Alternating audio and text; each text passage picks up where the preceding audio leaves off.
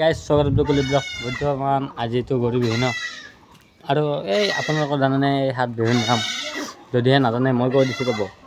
প্ৰথম দিনা হৈছে গৰু বিহু আৰু দ্বিতীয় দিনা হৈছে মানুহ বিহু, 3 নম্বৰ দিনা হৈছে গোঁসাই বিহু, 4 নম্বৰ দিনা চেনেহী বিহু, 5 নম্বৰ দিনা কুটুম বিহু, 6 নম্বৰ দিনা মেলা বিহু, চেৰা বিহু।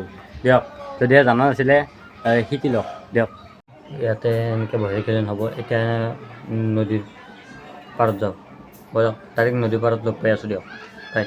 আৰু কৈছে এনেকৈ মালা ল'লোঁ আৰু এনেকৈ যাব লাগে গৰু ধুৱাবলৈ আৰু এনেকৈ মাহ বতা এনেকৈ আছে ৰ'ব, এইখিনিও লৈ কিনে গাত চাই ঘঁহিব লাগিব।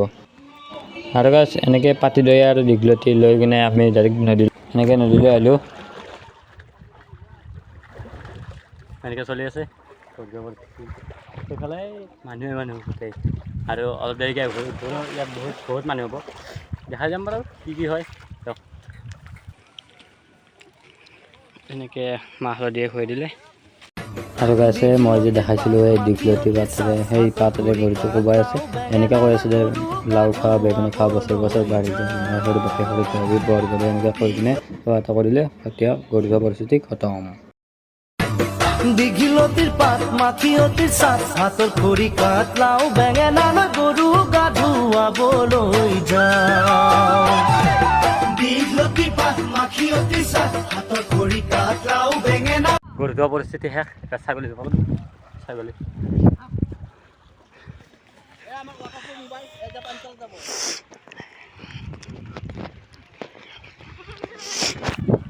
মানুহটো অলপ সেইনা খৰা এতিয়া অলপ হৈছিল কাৰণে খৰা খোজ কাঢ়িছে।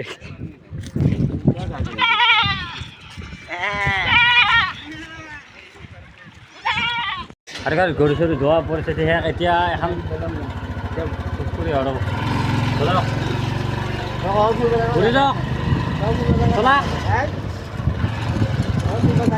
এতিয়া আপোনালোকৰ ফালে ভাল লাগে আছে নেকি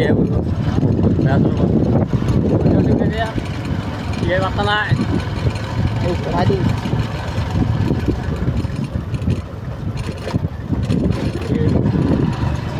দিয়ক।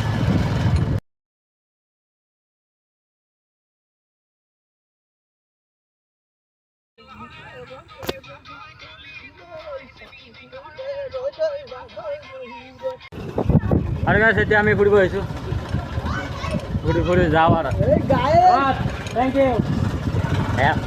এতিয়া আহিবলৈ ঘৰ আৰু যদি ভিডিঅ'টো ভাল লাগিছে লাইক কমেণ্ট ছাবস্ক্ৰাইব কৰি থৈ দিব আৰু নতুনকৈ কালি এটা ভিডিঅ' আহি আছে আপোনাৰ কথা শিকোৱা। Bye bye.